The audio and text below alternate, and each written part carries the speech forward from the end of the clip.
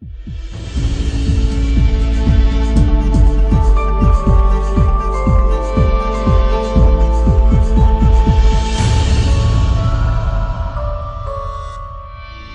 nós vamos então retomar a linha da primeira aula e nós vamos ver dois conceitos muito importantes para que a gente possa aprender a definir o Evangelho. Na primeira aula, nós vimos, vocês foram desafiados a pensar em uma definição acerca do Evangelho. E o Evangelho é muito mais rico daquilo que nós imaginamos, daquilo que nós pensamos. E para entender um pouco dessa riqueza do Evangelho, nós temos dois conceitos que são muito importantes que nós vamos ver hoje, que é o conceito de propiciação, dois nomes meio estranhos, mas com a graça de Deus, espero que a gente possa entender com clareza no final, tá bom? Propiciação e expiação. Propiciação a gente não escuta muito, mas tem lá na Bíblia. Expiação a gente escuta um pouco mais, mas não sei se a gente às vezes entende muito bem o que significa esse termo. Então, com a ajuda de Deus, esperamos que esses dois termos possam nos dar mais clareza sobre aquilo que significa o Evangelho, aquilo que Jesus Cristo conquistou por nós, aquilo que Jesus Cristo fez por nós. Mas deixa eu começar fazendo uma pergunta para você. Se eu te perguntar, como você vê Deus? Pensa aí, qual é o primeiro pensamento que vem na tua mente? Como você vê Deus?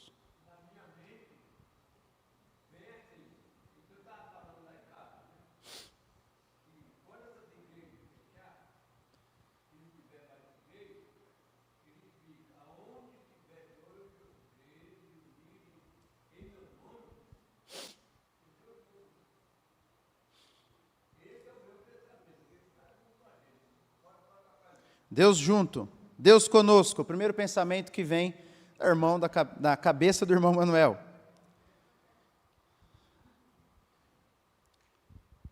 Geralmente, há duas maneiras distintas, bem generalizando aqui, mas na nossa vida, geralmente, nós tendemos a ver a Deus de duas maneiras, e isso é bem generalizado no meio evangélico e até na cultura, na nossa cultura aí secular. A primeira dessas visões é ver Deus como alguém extremamente severo, extremamente cruel. É o Deus que tem um monte de regras, que está pronto a soltar um raio na minha vida assim que eu errar na menor possibilidade possível. Às vezes a gente vê Deus assim, a gente só não admite, mas a gente vê Deus assim. O Deus que estraga prazer, o Deus que é contra o prazer, o Deus que é furioso, não é? Muitas vezes o que a gente pensa sobre Deus. Ou que as pessoas que não creem em Deus acham sobre o nosso Deus, o Deus das Escrituras.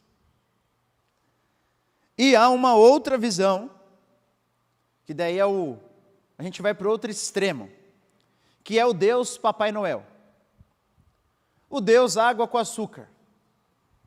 O Deus que, como se fosse o bom velhinho, que no final dá presente para todo mundo, não importa o que você faça, né? O pai diz que você tem que obedecer para ganhar presente, mas no final você vai ganhar de todo jeito.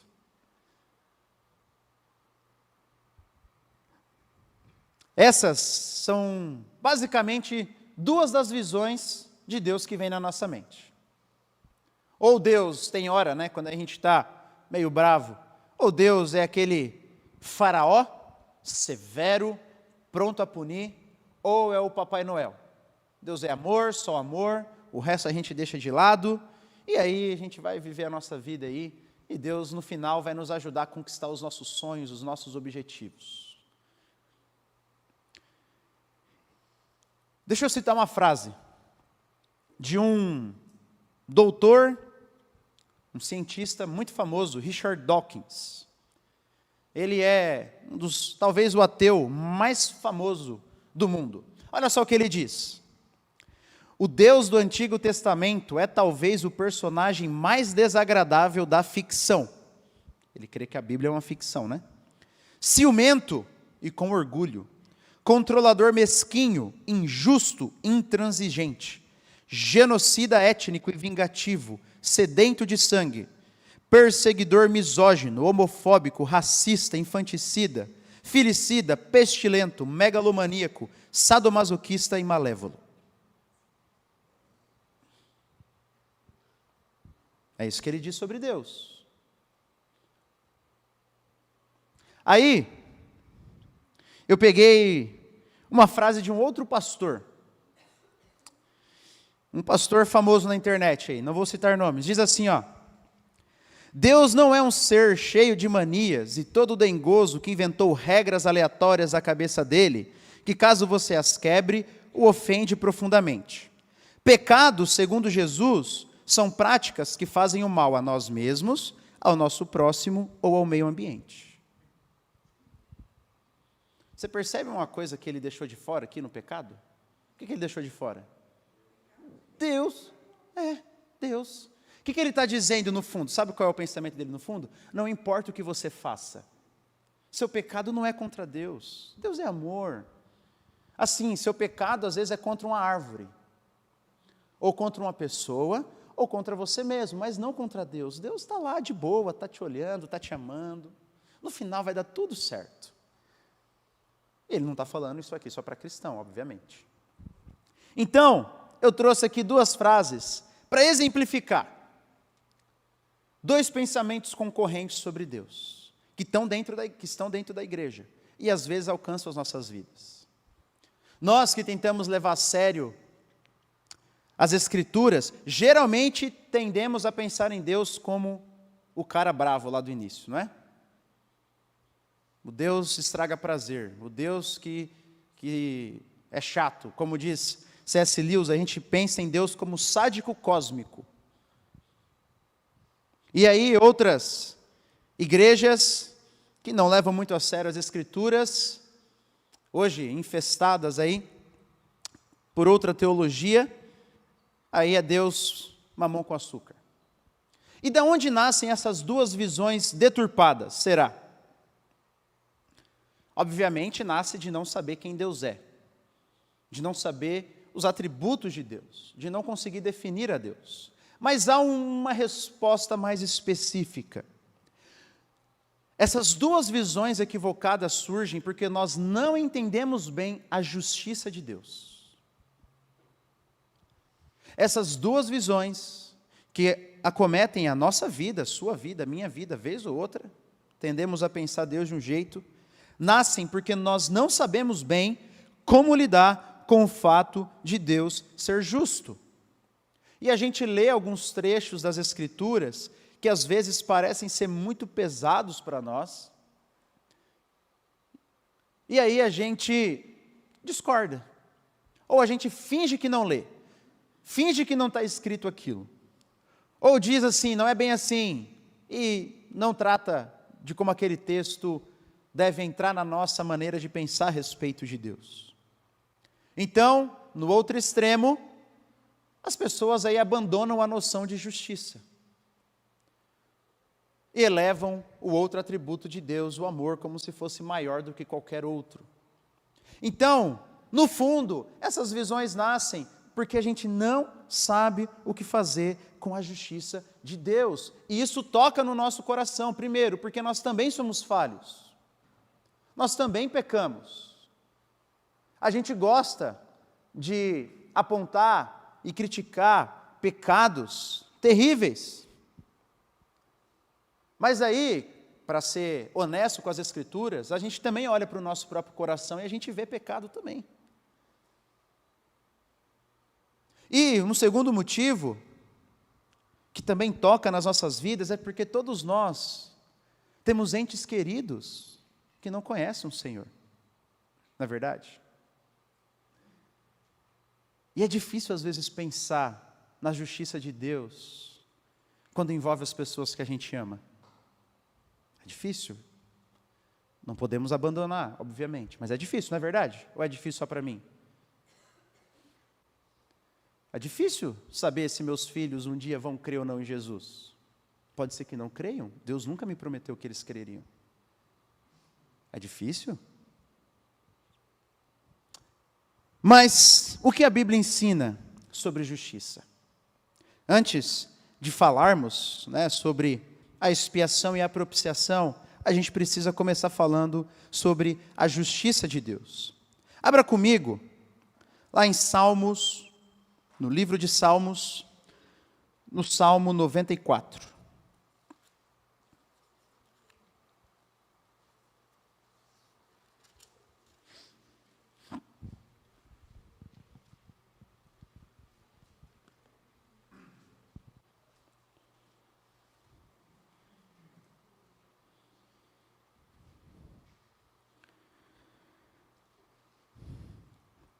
Salmo 94, versículo 1. Diz assim, ó Senhor, Deus das vinganças, ó Deus das vinganças, resplandece. Levanta-te, ó juiz da terra, e dá aos soberbos o castigo que eles merecem. Até quando, Senhor, os ímpios? Até quando os ímpios exultarão? Fazem alarde e falam com arrogância. Todos os que praticam a iniquidade se vangloriam. Esmagam o teu povo, Senhor, e oprimem a tua herança. Matam as viúvas e os estrangeiros, e assassinam os órfãos. E dizem, o Senhor não está vendo, o Deus de Jacó não faz caso disso. Até aqui. Salmista, pertencente ao povo de Deus, está olhando para ímpios que estão oprimindo o povo de Deus, que estão assassinando as pessoas, estão matando órfãos, estrangeiros, viúvas, que eram as pessoas mais debilitadas daquele tempo, mais afetadas, as pessoas mais fracas. Eles estavam matando essas pessoas. Então o salmista, ele faz uma oração a Deus. Ó Senhor, Deus das vinganças. Pergunta, alguém aqui já orou a Deus e chamou assim, Deus assim? Deus, Pai nosso, Deus das vinganças. Já chamou?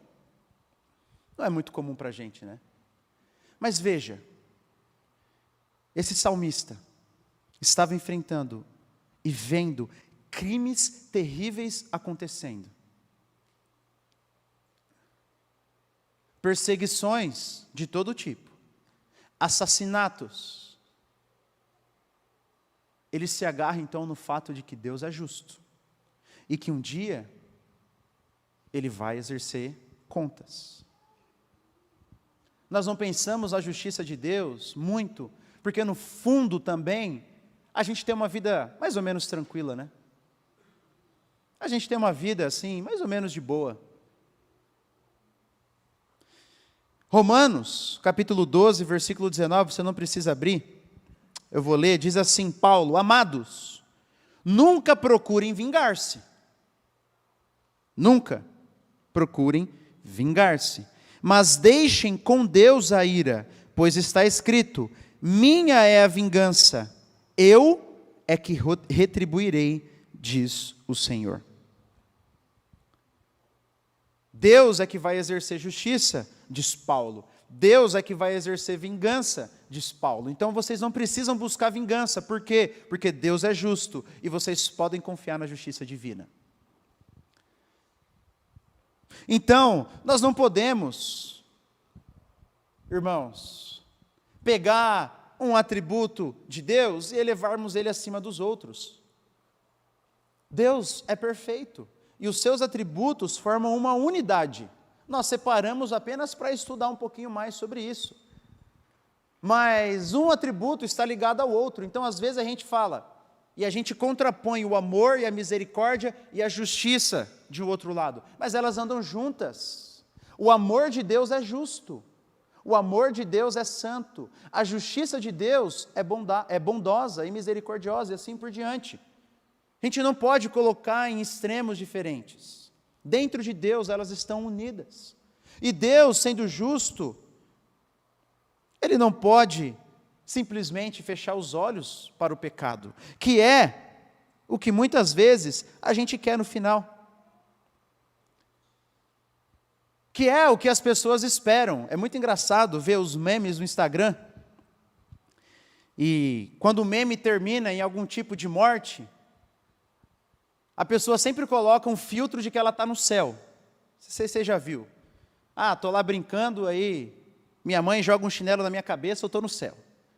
Tudo no céu. Aí eu vi um comentário. É engraçado como todo mundo acha que vai para o céu. Todo mundo. Todo mundo no final espera que Deus feche os olhos para o nosso pecado e a gente vai para o céu. Todo mundo espera isso. Mas Deus não pode fechar os olhos. Deus precisa exercer justiça. Pense em 2 assassinos. E aí eles estão diante de um juiz. E eles chegam diante do juiz e começam a chorar. E falam assim: ô juiz, eu estou muito arrependido. Nós estamos muito arrependidos, seu juiz. Por favor, perdoa a gente não vai fazer de novo. Aí o juiz vai lá, fechou, pode sair. E não aplica a pena. Pergunta: esse juiz é justo ou é injusto? É injusto. Os pecados, os crimes, têm punições e têm consequências. Por que a gente acha que o nosso Deus... Por que as pessoas acham que Deus vai simplesmente fechar os olhos? Ele não pode, porque Ele é justo. E essa justiça de Deus, a Bíblia vai falar de um outro aspecto dela, sua justiça em ação, que a gente também não sabe muito bem lidar, que é a ira, quando a Bíblia fala da ira de Deus. Vai comigo para o livro de Naum, lá nos profetas menores.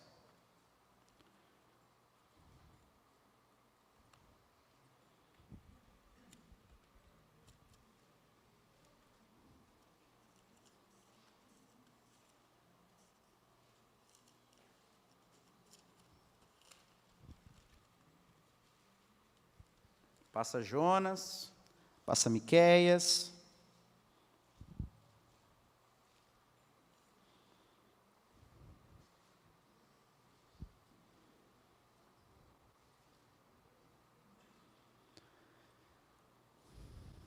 Naum, versículo 1.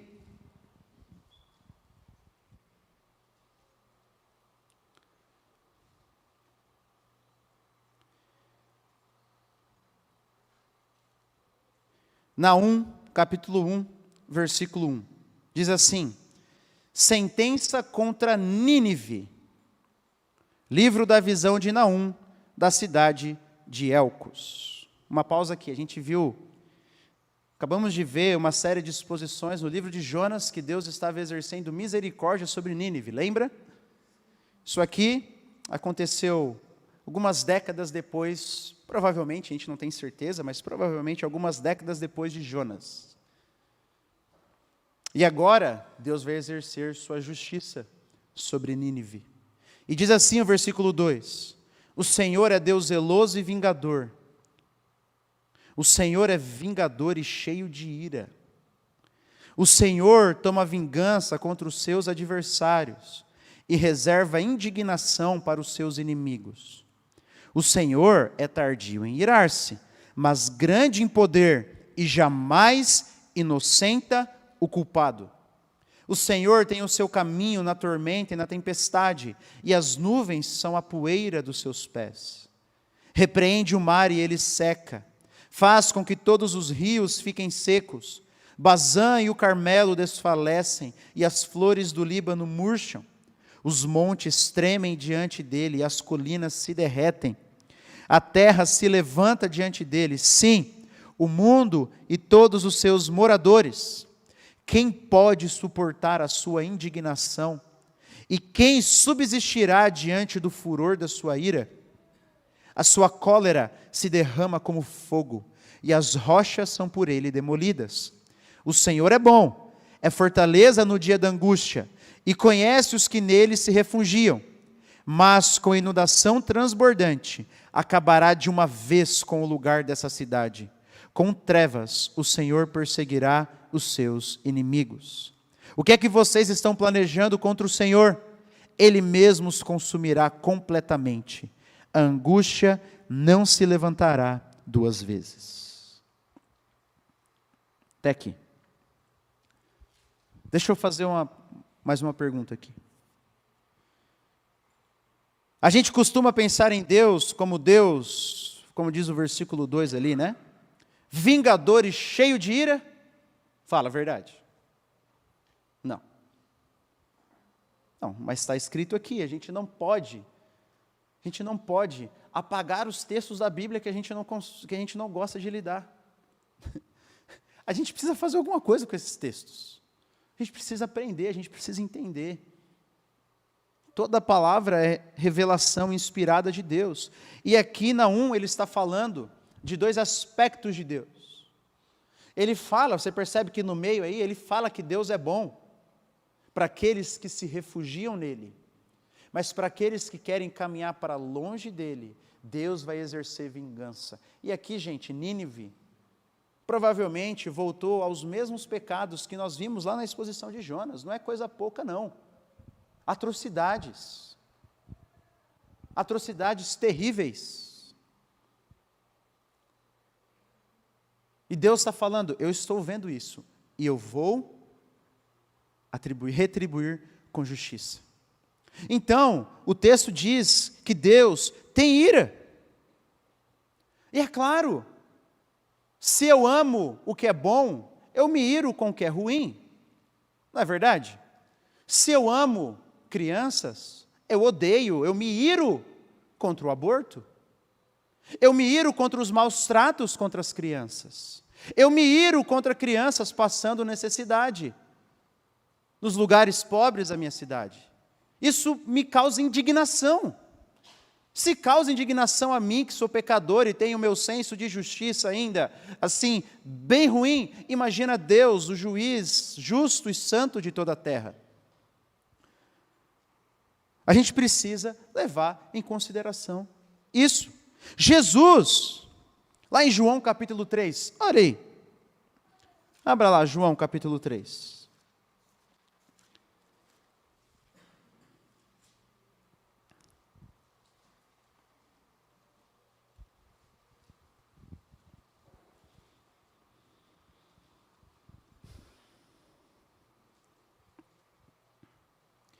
João 3, nós conhecemos muito bem o versículo 16, não vou fazer a leitura dele, tá bom? Você já sabe de cor. Mas olha o 36. Alguém lê para mim aí, por favor, bem alto?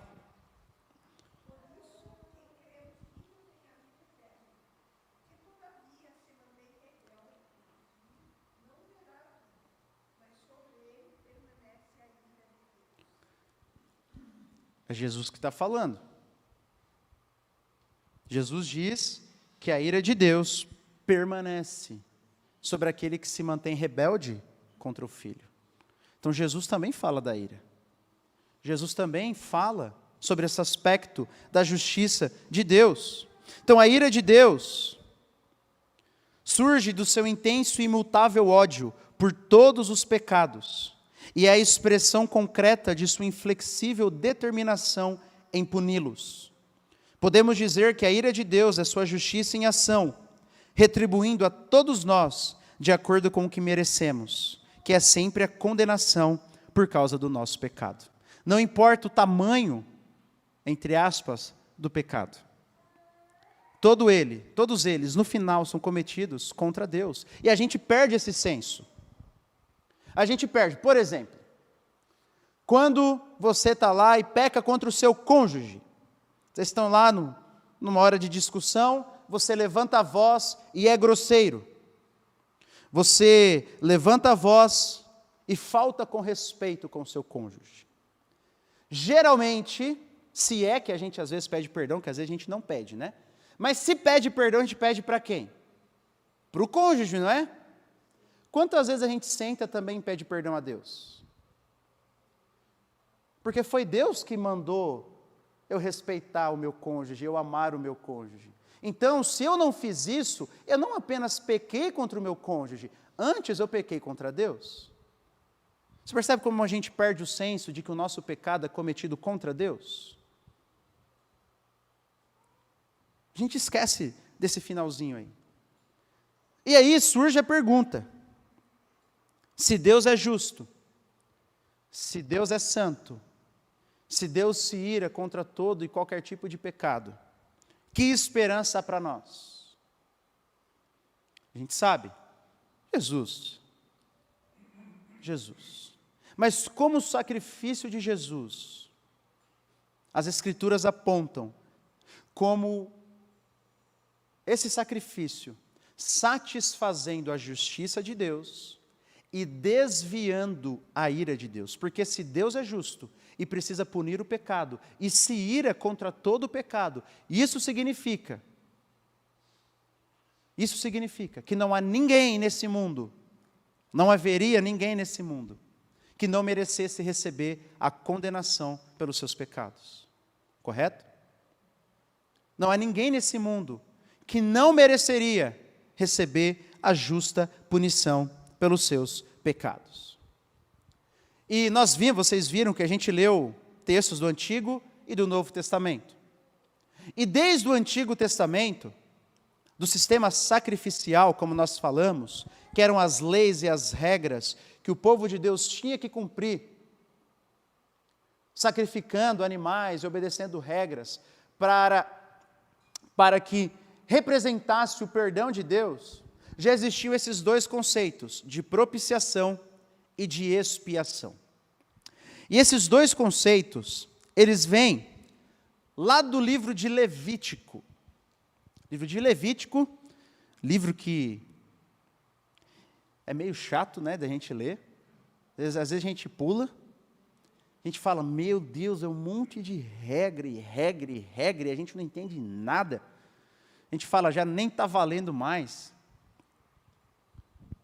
Obrigado. E a gente pula, fala, ô livro chato. Deus que perdoe, né? Mas a gente pensa isso. Ou é só eu que penso? Mas lá no Antigo Testamento, Deus estabeleceu o dia da expiação, famoso Yom Kippur, dia da expiação. E nesse dia da expiação, existiam vários sacrifícios que eram feitos, vários sistemas, várias coisas que eram feitas especialmente nesse dia, para demonstrar que Deus estava perdoando os israelitas dos seus pecados. E um dos sacrifícios específicos desse dia era um sacrifício de 2 bodes. 2 bodes. O sacrifício envolvia 2 bodes. E o primeiro bode, ele era morto. Ele era morto, e o seu sangue era aspergido sobre o altar. E a ideia, o texto vai dizer, lá em Levítico, depois se você quiser ler, o texto é grande, tá? Levítico 16, depois você pode ler lá na sua casa. A partir do versículo 1 até o versículo 22. E esse primeiro bode, então, ele era morto, e o texto diz que, simbolizando, como um símbolo, o sumo sacerdote tinha que aspergir esse sangue sobre o altar. E a ideia, diz o texto, é que ele estava fazendo uma propiciação. O que é isso? Propiciação. Já vou explicar. Depois que ele fazia essa propiciação, ele ia sobre um outro bode, colocava as mãos na cabeça dele, o sumo sacerdote, e ele confessava os pecados da nação. Confessava. E falava. Deus, nós fizemos isso, nós fizemos aquilo, tudo de maneira coletiva aqui, né? Nós fizemos assim, nós fizemos assado, e confessava lá, com a mão na cabeça do bode. E depois, esse bode, ele era mandado para o deserto. Ele não era morto. Ele era mandado para o deserto. E isso representava a expiação. Como assim? os pecados eram simbolicamente, obviamente, transferidos para aquele bode, para aquele animal. E quando ele fosse para o deserto, estava representando que os pecados da nação estavam sendo levados para longe de Deus. Que Deus não mais usaria os pecados da nação contra eles. Que aquela dívida já estava paga. Então, o primeiro bode era morto. E ele era chamado de propiciação. Ele fazia propiciação, seu sangue fazia propiciação, que é a ira de Deus sendo desviada. A ira de Deus sendo desviada. Então a ira de Deus contra o pecado da nação era desviado. Deus se tornava outra vez propício. Essa é a ideia, né? Alguém ser propício. Então por causa da morte do primeiro bode, Deus se tornava outra vez propício. E o segundo bode representava então que agora esses pecados não seriam mais lembrados por Deus. Não é que Deus esquece. Obviamente ele não pode esquecer. Mas ele intencionalmente decide não mais usar esses pecados contra a nação de Israel. Ele não vai mais trazer esses pecados à tona. Ele vai, como diz outro texto que a gente conhece, lançar no mar do esquecimento. Esse é o ponto desses dois bodes, desse sacrifício. Então, propiciação, o que é isso? Propiciação, vamos falar do primeiro bode aqui, é quando Deus outra vez se torna propício. Por causa do pecado dos homens, das mulheres, do ser humano, Deus ele se ira. Nós vimos Jesus falando, quem se mantém rebelde contra o Filho, sobre ele permanece a ira de Deus. A ira de Deus já permanece, já está sobre aqueles que não se rendem e não decidem seguir o Filho. E Deus então se ira, uma ira justa, porque nós pecamos, sempre, todos os dias. E a Bíblia diz que Jesus foi quem aplacou e desviou essa ira de Deus.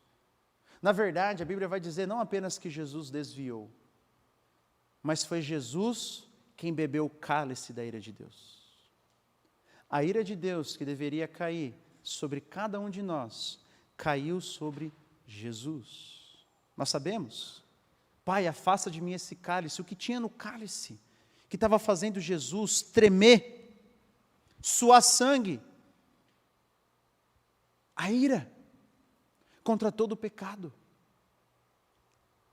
1 João 4 diz assim, não precisa abrir, tá? Anota aí, 1 João 4, 9 e 10. Foi assim que Deus manifestou o seu amor entre nós, enviou o seu Filho unigênito ao mundo, para que pudéssemos viver por meio dele. E nisto consiste o amor, não em que nós tenhamos amado a Deus, mas em que ele nos amou e enviou o seu Filho como propiciação pelos nossos pecados. Veja como João coloca o amor e a justiça de Deus juntos. Olha, Deus nos amou. Ele quis salvar um povo para si e formar uma família, mas ele não poderia fechar os olhos para o pecado. Bater o martelo e dizer, pode ir embora, seu pecado no final não causa mal nenhum, não faz mal nenhum, pode ir, fica tranquilo. Deus não pode fazer isso, Deus é justo. E João diz, porque ele nos amou então, ele enviou Jesus como propiciação para receber a ira de Deus em nosso lugar. Jesus esgotou o cálice da ira de Deus. Isso significa que se você é um filho de Deus, você não precisa mais temer experimentar essa ira. Ah, irmãos, quantas vezes a gente vive com medo da ira de Deus? Às vezes a gente conversa com pessoas que vivem com medo da ira de Deus. Que vivem com medo, que falam, meu Deus, uma visão também meio equivocada dos últimos tempos, mas se fala, meu Deus, se Jesus voltar hoje eu fico. Meu Deus, mas que visão é essa? Meu Deus, Deus vai me matar. Mas veja, você não creu em Jesus? Se você de fato creu e é filho dele, essa ira já foi desviada. Deus já se tornou propício. Mas a minha mente, a minha consciência, os ataques do inimigo, mas eu não sou guiado pelos meus sentimentos, pela minha mente. Eu sou guiado pela palavra do Senhor. E ela diz que Jesus Cristo bebeu todo o cálice em meu lugar. Tem crente que vive com medo do dia do juízo final. O que será que vai acontecer? Olha, muitas coisas a gente não sabe, mas uma delas que a gente tem certeza é que se você é filho de Deus, você não vai ser condenado. Mas a gente vive com medo. Então, Jesus é nosso sacrifício propiciatório. É isso que o texto diz. É isso que a Bíblia ensina. Ele tornou Deus propício de novo. Mas a Bíblia também ensina que Jesus é nosso sacrifício expiatório. Lembra do bode expiatório agora? Ele leva os pecados para longe.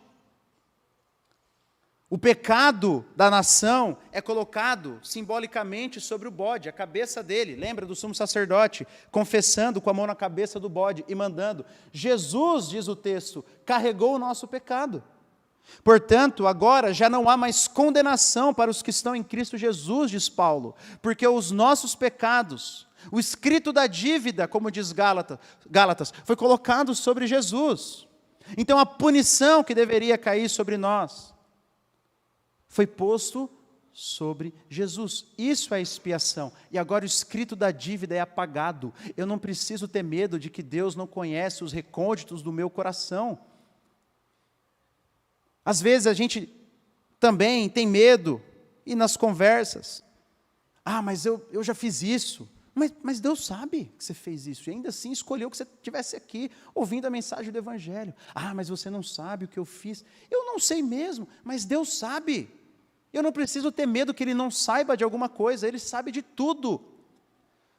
Uma das coisas mais maravilhosas a respeito disso é que Deus já viu, já previu todas as minhas quedas, todas as minhas reincidências. Deus já viu todos os meus pecados e ainda assim escolheu me amar, escolheu amar os seus filhos. Isso é expiação. É por isso que Davi vai dizer assim: e como o Oriente está longe do Ocidente, assim Deus afasta para longe de nós as nossas transgressões. Provavelmente era uma expressão daquele tempo. Assim, lá longe, o mais longe possível, é para lá que Deus leva os nossos pecados. Eles foram expiados, o escrito da dívida foi apagada. Deus não vai mais jogar o nosso pecado na nossa cara. É isso que Jesus Cristo fez. Isso é expiação. Mas aí, gente, para a gente caminhar para as aplicações, tem que ficar bem claro. Você entendeu o que é propiciação? Deus se tornar propício de novo, aplacando a ira de Deus. Jesus tomou o cálice da ira de Deus. Segundo, você entendeu o que é expiação? Alguém que recebeu os nossos pecados. O bode recebia simbolicamente, né? Mas Jesus recebeu, de fato, os nossos pecados em nosso lugar e recebeu a punição. E agora esse escrito da dívida é apagado para todo aquele que nele crê. Fique claro, né? Quando cremos em Jesus, esse escrito da dívida é apagado. Os nossos pecados, passados, presentes e futuros, foram perdoados. Pergunta: se já fomos perdoados, por que a gente precisa continuar confessando então? Você já se fez essa pergunta? Eu já me fiz, já. Mas eu já sou perdoado? Não entendi. O que mais? Você já se fez? Tem gente que vive até com medo, né? Meu Deus, eu tenho que pedir perdão de todos os meus pecados até o último dia da minha vida, senão eu vou morrer, vou para o inferno. Daí a pessoa morre e fica desesperada, né? Manda chamar todo mundo. Chama todo mundo, escreve carta, faz tudo. Não está errado pedir perdão para as pessoas que você fez mal, né? Isso é bom, mas era melhor fazer em vida, né? Quando você está vivendo, para reatar relacionamentos, não deixar para o último dia. Mas vem de um pensamento errado, né? Eu preciso morrer e está tudo em paz, porque senão vai que acontece um negócio, né? Por quê, gente? O que mais? Por quê?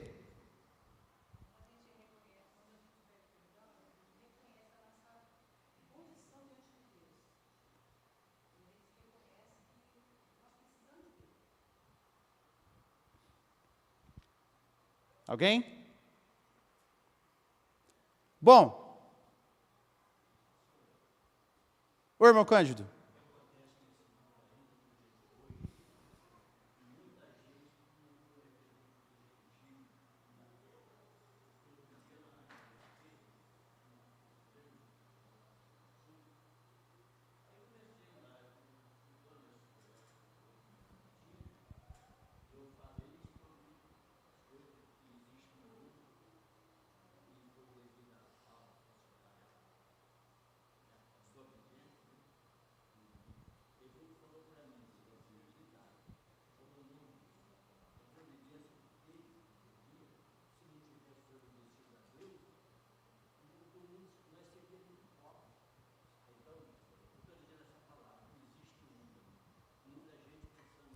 Uhum.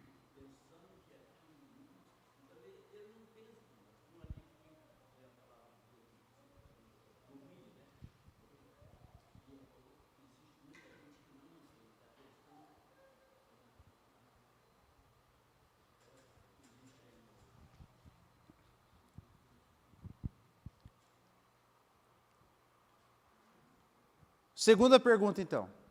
Precisa que eu responda? Os irmãos já responderam, né? Tá bom, né? Todo mundo ouviu? Não?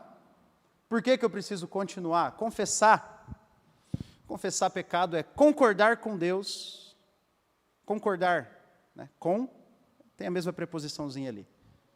Então eu continuo confessando a Deus, não porque eu preciso pagar algum tipo de penitência. Para minha justificação, está tudo pago.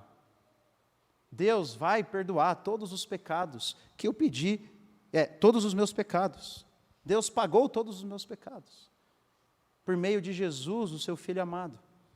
Mas nós continuamos confessando para crescer em santidade. Esse é o ponto. Eu não confesso para minha justificação. Eu não confesso porque aí eu vou ganhar mais pontinhos diante de Deus. Não. Eu confesso para que eu me torne mais santo e mais parecido com Jesus. Porque confessar é isso. Eu reconhecer que eu preciso da ajuda de Deus para abandonar aquele pecado e para parecer mais com Jesus. Por isso eu confesso. Não porque eu tenho medo de ir para o inferno, mas porque eu quero ser mais parecido com Jesus. Muda o teor, não muda? Não muda? Muda a intenção, não muda? Por isso confissão é uma bênção. A gente deveria todo dia ter um momento de confissão. Jesus ensinou o Pai Nosso, e no Pai Nosso tem um momento de confissão. E o Pai Nosso era para a gente orar todo dia, né? Para modelar as nossas orações diárias, né? Não rezá-lo todo dia, mas para moldar as nossas orações diárias, porque Jesus nos ensinou assim uma parte, né? O pão nosso de cada dia nos dá quando? Hoje. Então o que Jesus está querendo dizer? Olha, você tem que pedir o pão de hoje para hoje, o pão de amanhã para amanhã, o pão do outro para depois. E dentro da oração do Pai Nosso, tem lá, perdoa as nossas dívidas. Isso significa que todos os dias eu deveria ter um momento de confissão, um momento de entregar ao Senhor, concordar com o Senhor que eu tenho falhas e que eu preciso da ajuda dEle para abandoná-las. Oi, Marisa.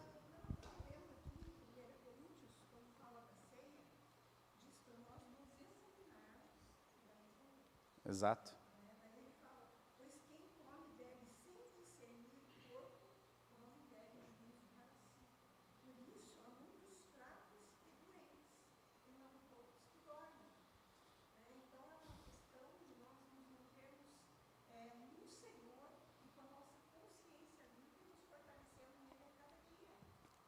Exatamente. A Marisa lembrou que Paulo, antes da ceia do Senhor, incentivava os irmãos a examinarem-se a si mesmo.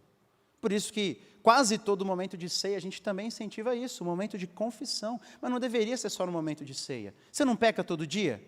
Eu peco todo dia.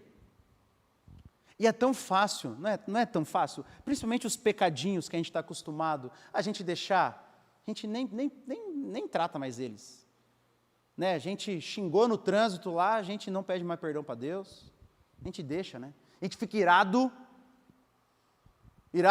briga com os filhos, briga com o marido, briga com a esposa, aí a gente não pede mais perdão para Deus, a gente esquece.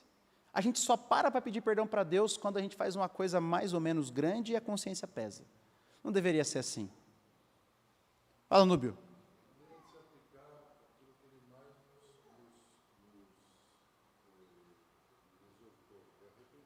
Exato.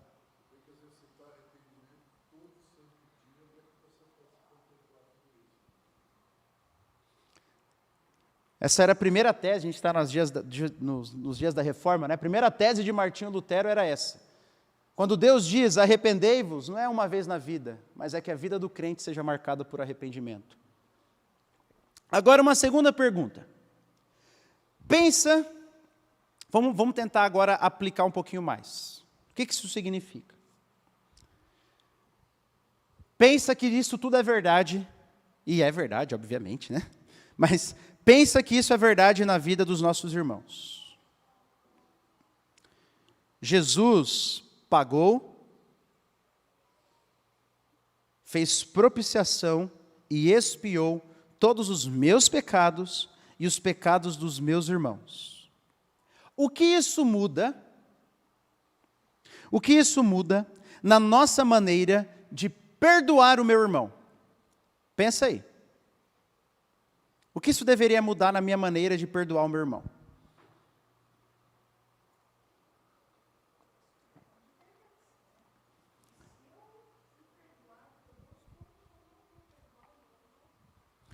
Primeiro,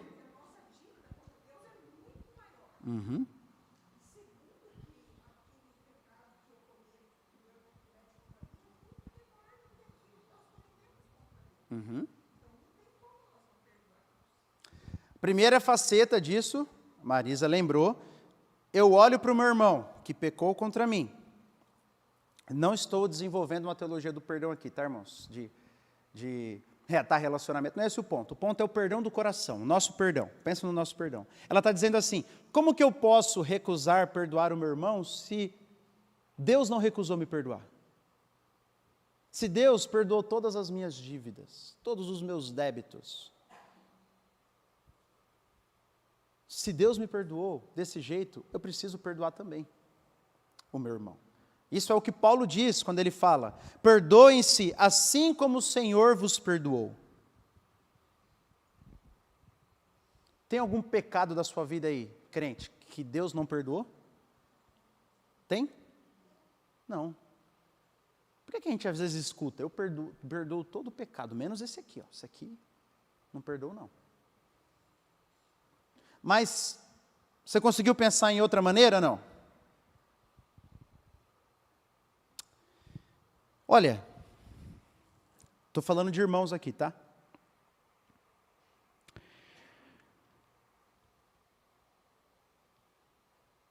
Vou usar o exemplo do Núbio aqui, o Núbio está aqui. O Núbio pecou contra mim. E o Núbio é um crente. Torce para o Palmeiras, mas é crente.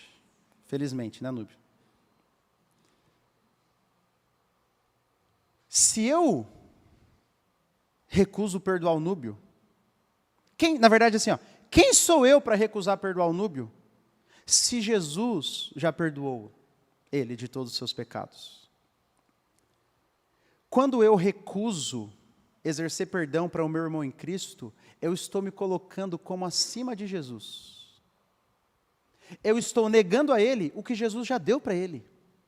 Obviamente que não depende de mim, mas você consegue perceber a raiz do orgulho?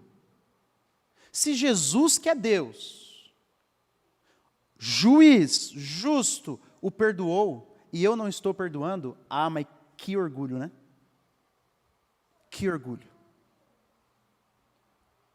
Que orgulho. Então, entender um pouquinho da propiciação e da expiação nos ajuda, sim, irmãos, a perdoarmos também o nosso próximo, o meu irmão. Eu não vou reter aquilo que Jesus já dá de graça para ele.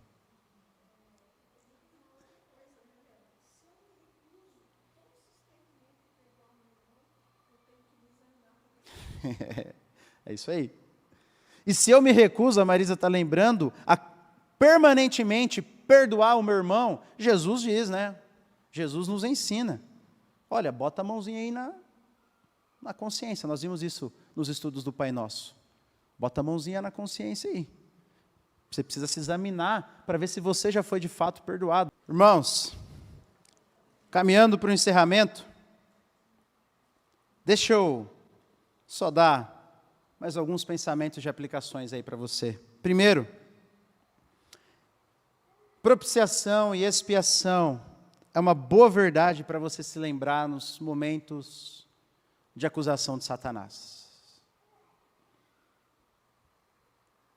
Nos momentos de culpa,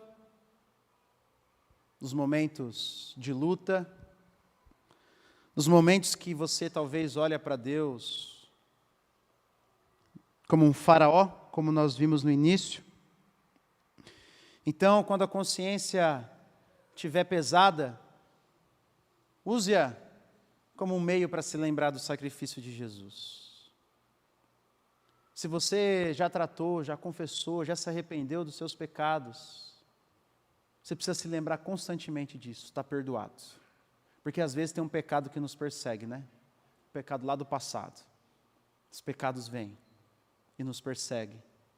Se você já tratou, se você já se arrependeu, já se entregou para Jesus, você precisa dizer, já foi pago, já foi expiado. Jesus já propiciou, já tornou Deus propício de novo a mim. E isso também nos ensina a fazer uma guerra contra o pecado. Não é? Porque se o meu pecado, por menor que ele seja, merece a ira eterna de Deus, então pecado é coisa séria. Pecado é coisa séria. Se o menor dos meus pecados foi necessário ser expiado por Jesus, Jesus precisou pagar e morrer, experimentar a separação e a ira de Deus no meu lugar, então pecado é coisa séria. Eu não posso fazer vista grossa. Eu não posso deixar para lá. Então, vamos desenvolver esse hábito da confissão nas nossas vidas. Como diz Davi, examina a sua cabeça, examina a sua consciência lá no travesseiro, antes de dormir. Confessa os seus pecados e durma em paz. Durma em paz.